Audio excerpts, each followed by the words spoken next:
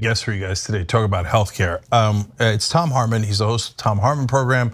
That's on Sirius XM. It's on radio stations across the country. It's on Free Speech TV. But he's also a New York Times bestselling author, and his new book is called The Hidden History of American Healthcare.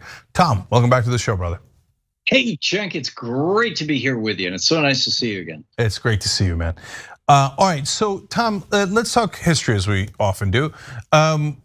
Most of the developed nations have single-payer health care, so what that means is public health insurance, right? Now, some go beyond that, the UK does, et cetera, but we don't. Why did we diverge from everyone else? How did that happen?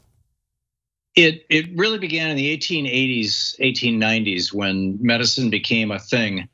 And there was this guy named Friedrich Ludwig Hoffmann who came over here from Germany, and he was a young man. He was 17, in fact, when he came over, and was a numbers genius. And he hooked up with the Prudential Life Insurance Company, ended up being a vice president. And he was the guy who figured out that there was an association, a statistical association between working in a cotton mill and having lung problems, asbestos and mesothelioma, smoking and lung cancer.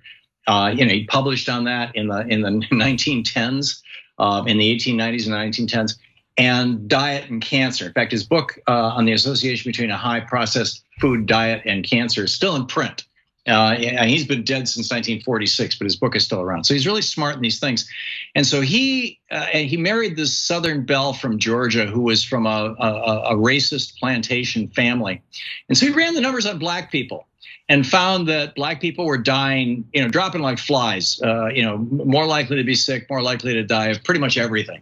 And concluded, which was the general consensus at the time among a lot of white people in the South, this is again in the 1890s, that black people were genetically inferior. And in 1896, he published a book called Race, Tendencies, and Traits of the American Negro, in which he lays out all the numbers. And then he concludes that if we simply avoided allowing black people to have any access to health care, that within 2 or 3 generations, the whole race would die out, and that would solve the race problem in America. Now, it sounds kind of crazy when I just lay it out like that right now, but this led to a whole bunch of things. By the 1920s, this was referred to as scientific racism. He was testifying about it before Congress.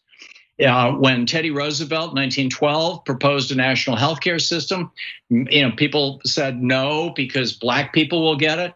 When Franklin Roosevelt proposed a national healthcare system, it was the same thing. We don't want black people to get it. When Truman tried it in 47, same thing. Don't want black people to get it. Right up until 1965, Senator Stennis, the Dixiecrats in the South, was quoting Hoffman, who was by then dead, but is still very famous in this field, as saying this. We have to figure out a way to keep black people from using Medicare. This is when they were passing Medicare. And the way that they came up with was to have a 20% hole, a gap in Medicare, so that you had to pay 20% of your doctor's bill and your hospital bill. And that would discourage poor black people from showing up at the hospitals. I mean, it was the most shocking thing I discovered, Cenk, when I was doing the research on this book, is that nearly 100% of the reason why the United States is the only country in the world that doesn't define healthcare as a right and doesn't have any sort of national healthcare system to speak of is because of racism. That's amazing. I love when you find hidden histories. And that's why you've got 12 states that still haven't expanded Medicaid, right? Free health insurance for low income people, all former slave states.